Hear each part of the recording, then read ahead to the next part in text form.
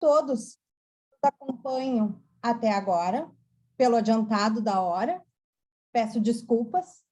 E venho apresentar o Dr. Dimitri Soares, nosso último palestrante. Professor da URFN e da Unifacisa, pós-doutor em Direito Civil pela UFPE e advogado. O tema escolhido para encerrarmos nosso congresso é Prospecções do Direito de Família para o pós-pandemia. Com a palavra, o Dr. Dimitri. Muito bem, meus queridos amigos, meu mais cordial boa noite a todos vocês. Eu queria dizer, Daniel, meu irmão Daniel Starros, que isso aqui é um evento raiz, né? A gente pode contar a verdade aqui, daqui para frente, a gente pode falar a verdade, você participou de um evento raiz, né? Porque ter a alegria de estar falando às 23 horas, isso para mim é absolutamente extraordinário, porque eu estou acompanhando desde o começo. E é um timaço, né, que você, como sempre, conseguiu reunir. Então, eu estou realmente muito feliz, Daniel, de estar participando aqui com você. Eu passei o dia todo conversando com Carol. E eu não sei quem está mais nervoso, se sou eu ou se é Carol, né? Eu acho que eu estou mais nervoso do que Carol Matos, mas a gente está mais ou menos aí do mesmo jeito, porque sempre que eu volto a conversar e a falar aqui nessa casa, que é uma casa que eu respeito muito, para mim é um terreno sagrado, que é a PUC, a Faculdade de Direito da PUC, do Rio Grande do Sul, que eu tive a alegria e a oportunidade de estar presencialmente e também virtualmente já algumas vezes, que eu já conto como momentos de tanta importância para mim. Meu querido Daniel Starros, que é, sem sombra de dúvidas, um dos principais professores desse país, uma referência no sul do país e para todos nós, dos outros estados, das regiões, meu muito obrigado. Quero também abraçar, em nome de meu queridíssimo Lamas, abraçar todos os outros professores que me antecederam, né? Me deram aqui a incumbência falar depois de tanta gente importante, né, de tantos amigos queridos. Eu escutei com muitíssima atenção Carlos Eduardo Lamas, assim como eu escutei Simone Tassinari, Danilo Mergulhão, Cláudia Brandão, o meu queridíssimo Rodolfo Pamplona, né, que foi uma figuraça com aquele cachorro dele lá, o Jean Paul Sartre. Adorei aquilo, né? Como é que você põe o nome do cachorro de Jean Paul Sartre? Só podia ser coisa do baiano Rodolfo Pamplona. E achei que a interdisciplinaridade, o Danilo Mergulhão, meu irmão lá de Recife, né? A interdisciplinariedade, Daniel, dos seus eventos realmente é um diferencial muito impactante. Eu fiquei aqui com as palavras de fechamento e, por conta do adiantado da hora, eu tirei a gravata. Você não vai ficar chateado comigo, né? Tirei o terno, tirei a gravata. Eu acho que agora a gente já pode falar assim de uma maneira bem mais à vontade e dizer que eu tenho rapidíssimas considerações para fazer, para não cansar mais quem nos assiste agora e para privilegiar quem vem nos assistir depois. Eu sugeri o tema a Carla, Daniel, relacionado, quando Carla entrou em contato comigo, né, eu sugeri o tema das prospecções do direito de família para o pós-pandemia, porque, efetivamente, esse é um tema que vem batendo a nossa porta. Nós estamos sendo cada vez mais impactados pelas mudanças que têm acontecido nesse período e somos também levados a um processo muito forte de reflexão sobre o porvir, né? Sobre o que vai acontecer, sobre as transformações que esse período vai deixar na nossa vida. Daniel e Carlos Eduardo, semana passada eu estava num evento com o professor Flávio Tartucci, que eu tenho uma admiração muito grande por ele. E o professor Tartucci, ele tem eu queria começar a minha fala especificamente por essa referência ao professor Flávio Tartucci. Ele tem uma visão muito conservadora em relação a esse período que nós estamos vivendo e, sobretudo, que nós vamos viver ainda.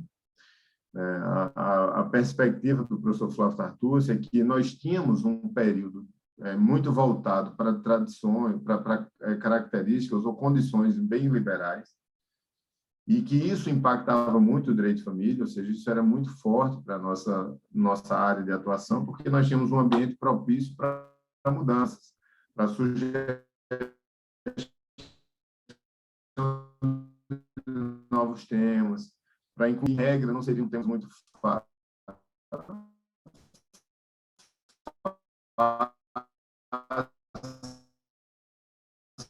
de serem introduzidos em outros novos direitos e novas referências doutrinárias. A pandemia do Covid-19, tudo mudou um pouco. O professor Flávio Tartucci, ele tem defendido que nós vamos para um processo de conservadorismo, Carlos, e que talvez isso seja um período não necessariamente de retrocesso, mas, sobretudo, um período de estagnação. Tá? Então, essa visão mais triste, mais cinza, né, mais obnubilada do professor Flávio Tartucci, ela me preocupa. E eu queria muito respeitosamente, mais uma vez, discordar do mestre lá de São Paulo, né, no sentido de que talvez nós tenhamos um novo período de espaços de liberalidade, de transformações decorrentes das mudanças que foram ocasionadas pela própria pandemia do Covid-19. Ou seja, nesse primeiro ponto da minha fala, Daniel, eu queria dizer o seguinte: provavelmente, na minha concepção, né, talvez seja até um pleno exercício de futurologia, mas me parece que, pelas leituras que a gente pode fazer em relação a esse período, ao invés de uma fase de conservadorismo, nós vamos ter uma fase de reabertura.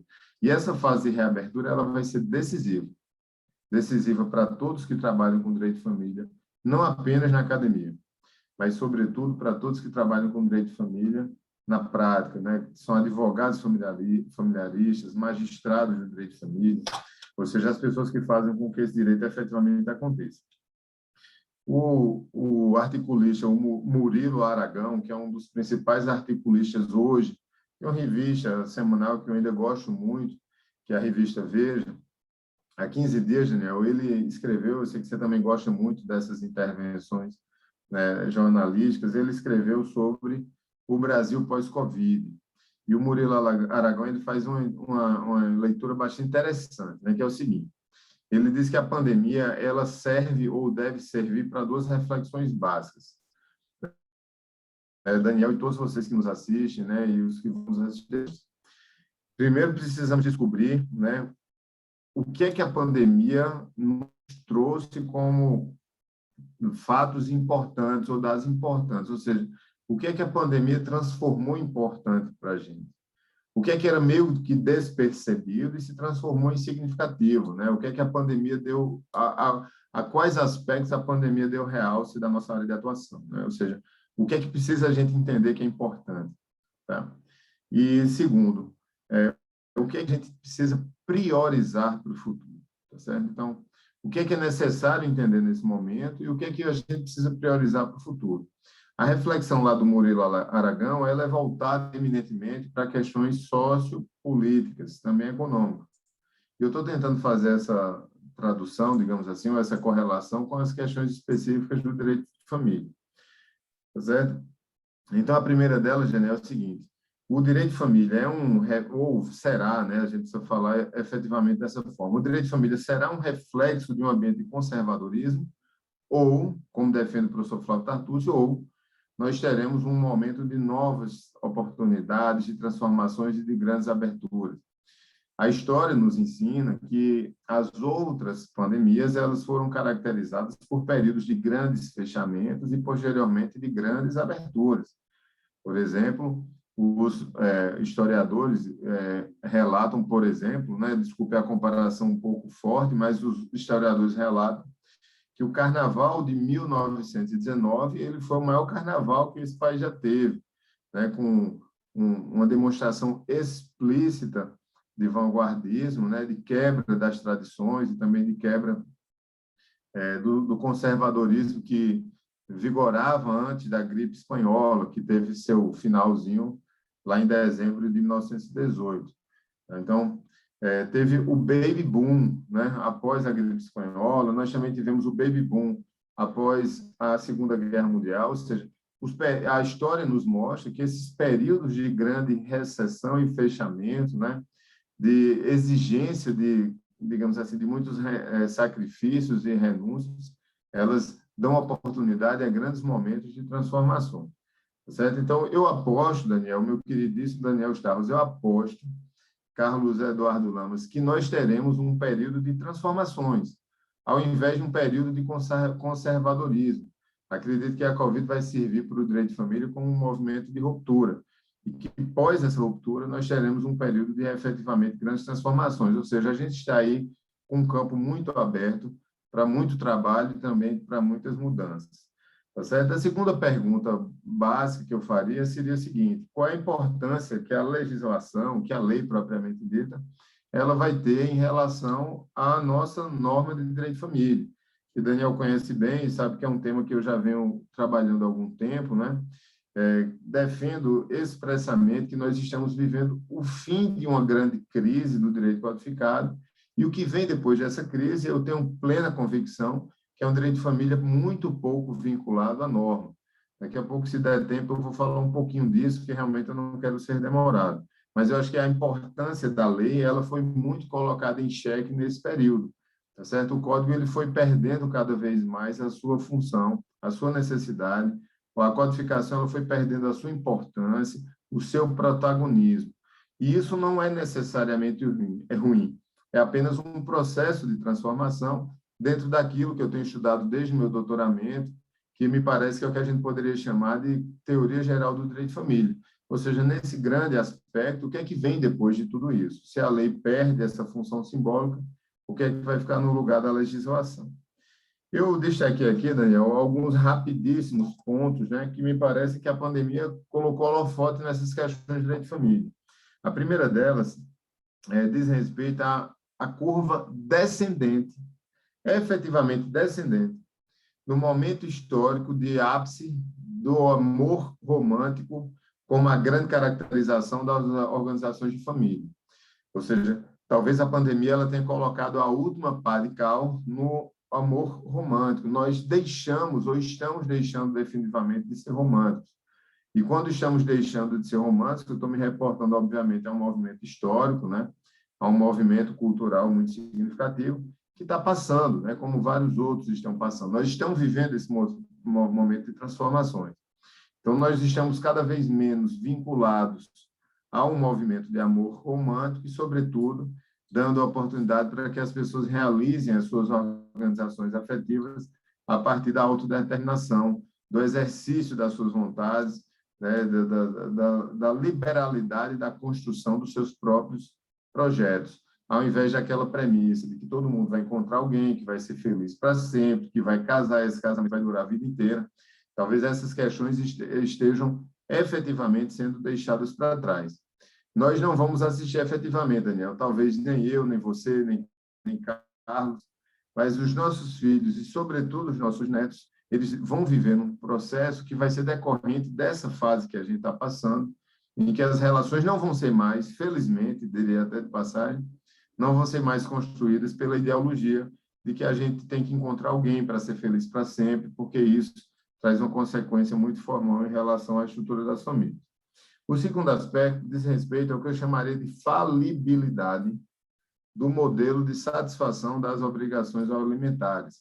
Estou falando aqui dentro dos principais, para mim, né, de um dos principais processualistas do Brasil, que é o meu querido Daniel Starros.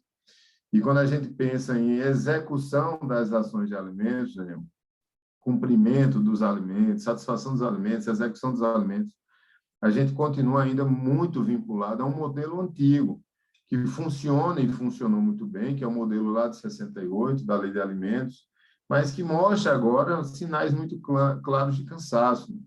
A pandemia foi um soco na boca do estômago de quem acreditava que a prisão de alimentos era a solução para todos os casos, né? É tanto que nós estávamos, né, até pouquíssimos dias, porque a recomendação do CNJ não tem 15 dias, né? Então estávamos até pouquíssimos dias com a recomendação expressa de não haver a prisão de alimentos.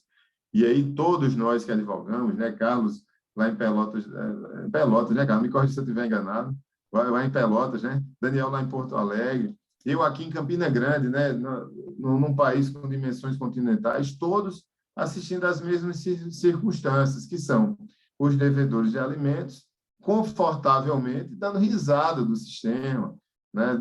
Ninguém vai me prender, porque não pode, a pandemia não permite. E era isso mesmo, né? Tem um caso no escritório que é um caso, para mim, muito emblemático. O cara passava todos os dias na frente da casa da ex-esposa, dirigindo. É assim, um sarcasmo evidente, né? Uma ironia fina, para dizer, estou aqui, ninguém me prende. E quase que dizer, tem uma resolução do CNJ que diz que não é para prender na pandemia, eu nem pago e nem sou preso. Ou seja, o modelo ele entrou em colapso. E a pandemia nos trouxe a reflexão de que, efetivamente, a gente precisa de novas alternativas. Eu tenho uma relação muito boa com o professor Rafael Calmon Rangel, que tem sido efetivamente um dos nomes que mais debate essa temática da necessidade de mudança da perspectiva em relação à prisão. Até algum tempo eu gostava demais da prisão, ainda gosto da prisão porque ela funciona, mas a gente precisa entender que nós necessitamos de novos mecanismos. Eu acho que a pandemia demonstrou isso para a gente, tá? Um outro aspecto, Daniel, é a diminuição da importância do Poder Judiciário, né? Digo isso com muito respeito aos magistrados que falaram aqui, né? Escutei atentamente a minha queridíssima Débora Brandão, a magistrada aqui do Rio Grande do Sul que falou aqui antes de mim, um pouco antes, desculpa que eu não lembro o nome dela, acho que doutora Inês, né? Que falou de constelações, escutei com muita atenção, mas é preciso que a gente diga isso com as palavras exatas, né? O Judiciário, ele diminuiu o seu tamanho na pandemia. Porque ficou claro que a gente precisa muito menos do judiciário do que a gente imaginava que precisava. Tá? Então, esse também é um caminho sem volta, né? Eu estou me reportando especificamente a todas as questões de extrajudicialização, mas, sobretudo, a possibilidade de que o escritório de advocacia ele funcione como um ambiente propício para a realização de diversos e muitos atos. Nós estamos muito afeitos a pensar que esses atos eles são uma prerrogativa dos cartórios, dos tabelionatos de notas, das serventias extrajudiciais. Mas esse espaço de protagonismo ele precisa ser efetivamente associado aos escritórios de advocacia. Nós, advogados de direito de família, que estamos com essa responsabilidade de conduzir a dinâmica e a criatividade das transformações relacionadas à prática do nosso trabalho, da nossa área de atuação. Tá? Pertinho, já me encaminhando para os finalmente, né? Um tema que eu já trabalhei, inclusive, aqui na Faculdade de Direito da PUC, do Rio Grande do Sul, de Porto Alegre, relacionado ao que, para mim, ficou escancarado nessa pandemia, que é a inaptidão do modelo da guarda compartilhada, que eu tenho tratado como um mito para o direito de família brasileiro, um grande equívoco legislativo, talvez um dos maiores equívocos legislativos que o direito de família brasileiro teve nas últimas décadas, pelo menos, na minha opinião, pós-Constituição de 88, nenhum erro foi maior do que o erro da implantação da regra da absoluta imposição da guarda compartilhada e mais uma situação de flagrante falência, né? A guarda compartilhada ela não serviu para nada nesse período de pandemia, foi um grande desastre. Pelo contrário, acirrou as disputas, ampliou as situações de alienação parental e demonstrou nossa fragilidade em relação a essas questões. Talvez a gente precise, no pós-pandemia, já que meu tema são prospecções para o pós-pandemia, uma dessas prospecções é a mudança na perspectiva da guarda compartilhada para depois que tudo isso terminar, que infelizmente acho que não estamos perto. Meu queridíssimo professor Daniel, Carla Matos, Carlos Eduardo Lamas, acho que nós não estamos perto ainda de terminar essa pandemia, infelizmente. Mas estamos nos aproximando, com a vacinação, estamos nos aproximando desse finalmente. Tá? Eu trataria, obviamente, né, para não dizer que não falei das flores, né, para lembrar do Geraldo Vandré, eu trataria, obviamente, da perspectiva de contratualização das relações de família, que eu nem gostaria de tratar de maneira mais demorada, porque os que me conhecem, me acompanham, sobretudo nas redes sociais, sabem que, efetivamente, a contratualização é o tema que mais tem tomado as minhas atenções nos últimos 2 anos.